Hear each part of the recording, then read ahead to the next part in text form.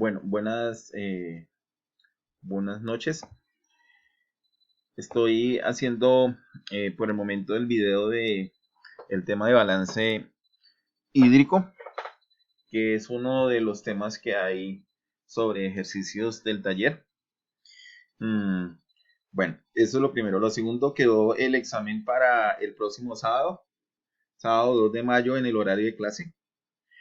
Tercero, mañana voy a hacer una prueba a las 3 de la tarde. Yo les estoy enviando más tarde, en horas de medianoche o mañana en la mañana, una invitación por Team Office para hacer un intento más que una clase, más bien como atender dudas o inquietudes a las personas que puedan mañana estar a las 3 de la tarde en esa plataforma. Yo les estoy dando unas instrucciones, realmente es muy sencillo. Bueno, entonces estén pendientes de eso. Entonces vamos a ver el tema de ecuación de balance hídrico o balance hidrológico. Entonces, el balance hídrico o hidrológico es básicamente el mismo principio de conservación de masa, como podemos ver en esta otra diapositiva, donde pues lo que nos dice el concepto de conservación de masa es que tenemos una, una entrada, ¿cierto? Y una salida, ¿cierto? Entonces, generalmente esas entradas y esas salidas la volvemos nosotros volúmenes, de tal forma que la masa de salida menos la masa de entrada es el mismo cambio de volumen. En ese orden de ideas, tenemos la siguiente ecuación, que esta es la ecuación base de la hidrología en general. Entonces tenemos masa de salida menos masa de entrada, cambio de almacenamiento en la masa. O como sabemos masa, lo podemos transformar fácilmente por volumen, ¿cierto? Si tenemos una masa y la multiplicamos por la densidad, queda en volumen, ¿cierto? Entonces queda también en estas unidades. Resulta que, ¿por qué es importante esta ecuación? Porque en la naturaleza siempre va a haber unas variables que entran, que aportan agua, y va a haber unas variables que salen, que evacúan o sacan agua, ¿cierto? Bueno, entonces yo les voy a dejar esta pequeña presentación sobre la ecuación del balance hídrico y sobre el ciclo hidrológico, pero más allá de esto, hay muchas formas. Lo que les quiero comentar realmente es que hay muchas formas de plantear ecuaciones en un sistema lineal, en un sistema sencillo para el balance hidrológico. Por ejemplo, tenemos la siguiente ecuación.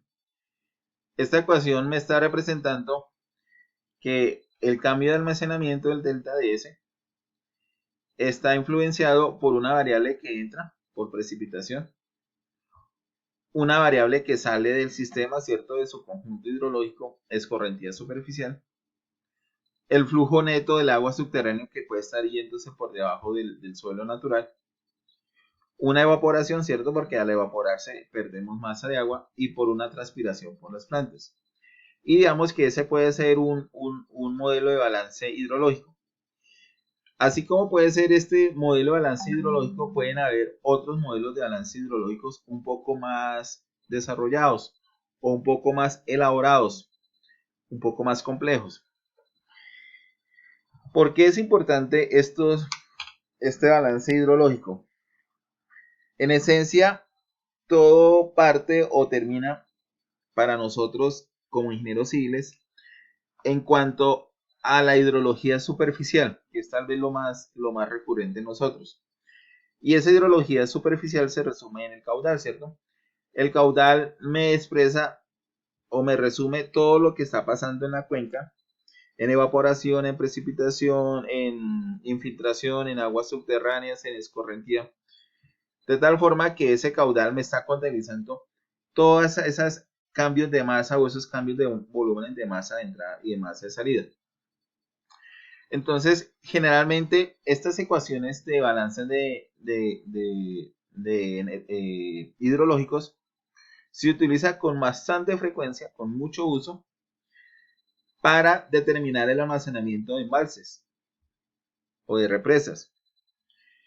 Pues porque se necesita saber si el volumen que entra y el volumen que sale me satisface la demanda, por decir algo. Si ustedes ven acá la demanda de una bocatoma, de un acueducto, de una zona de riego o de la misma central hidroeléctrica.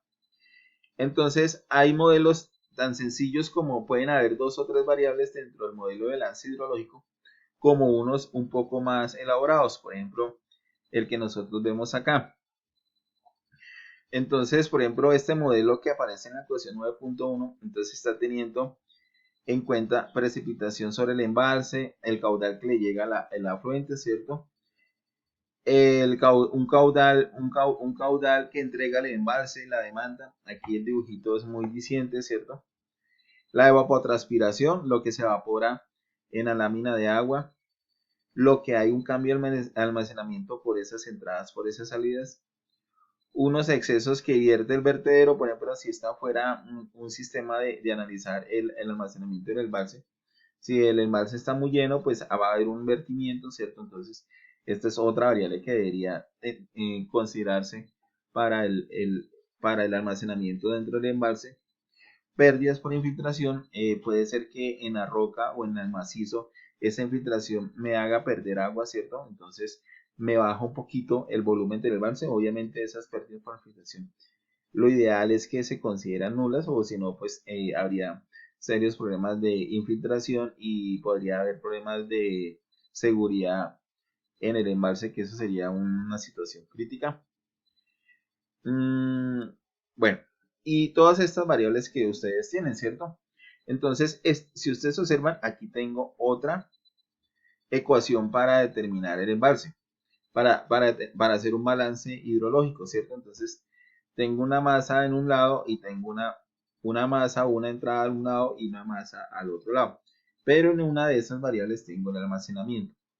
Aquí hay una simplificación de esta ecuación 9.1, que pues se puede considerar que, por ejemplo, no es importante o no es relevante las pérdidas por infiltración si uno no quisiera hacer un modelo de balance hidrológico tan al detalle, tan fino, y que, por cierto, por ejemplo, si nos vamos ya al tema de las pérdidas por infiltración, sería muy difícil contabilizar la infiltración que se estaría haciendo a las rocas, ¿cierto?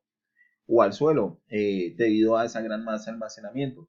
Entonces, por su gran dificultad y por el, digamos, pequeño volumen de agua que puede representar dentro del volumen de almacenamiento de la represa, pues se podría despreciar, y que implicaría, si se tuviera en cuenta, un harto trabajo, una ardua actividad de investigación de subsuelo y muchos ensayos para poder estimar ese volumen de agua que, sabiendo controlar esas infiltraciones, sería poco representativo.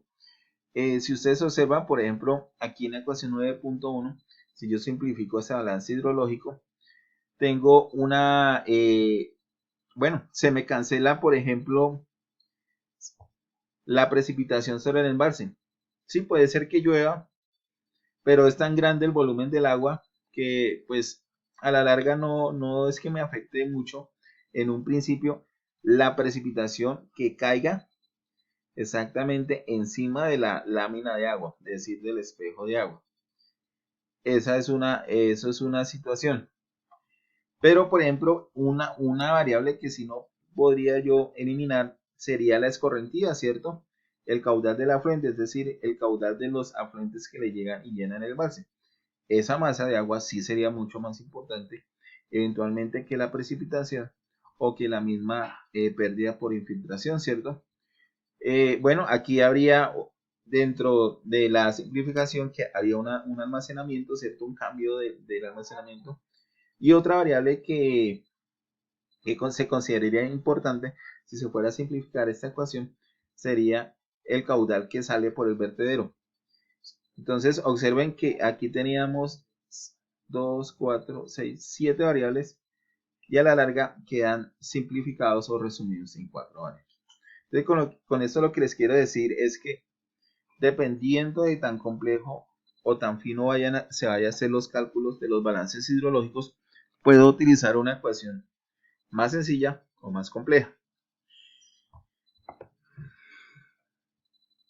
Por ejemplo, en los embalses, estos balances hidrológicos se pueden utilizar por varios métodos que se conocen: curva de masas, balance simplificado, método numérico y teoría de la línea. Digamos, por temas de tiempo y por problemas de que no digamos, he sido bastante juicioso en el sentido de poder acelerar más las explicaciones.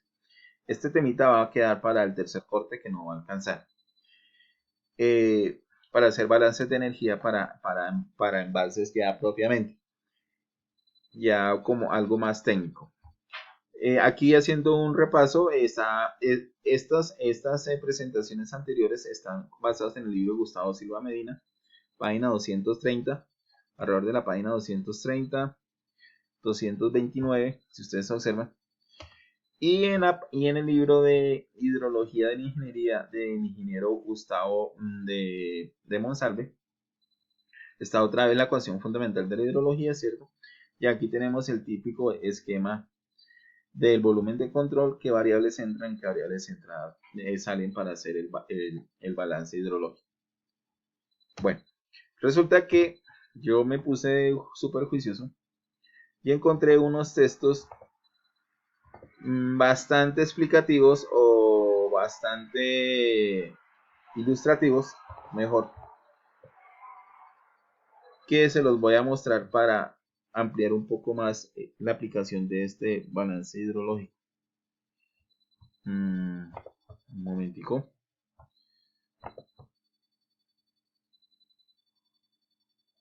No sé por qué no me lo coge.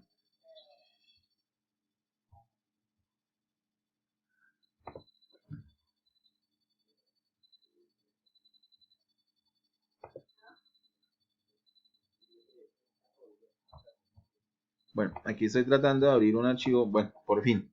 Entonces, para mayor explicación, entonces tenemos aquí una esquemita, ¿cierto? Entonces, este es otro tipo de balance hidrológico: evapotranspiración, transpiración, infiltración, recarga, descarga.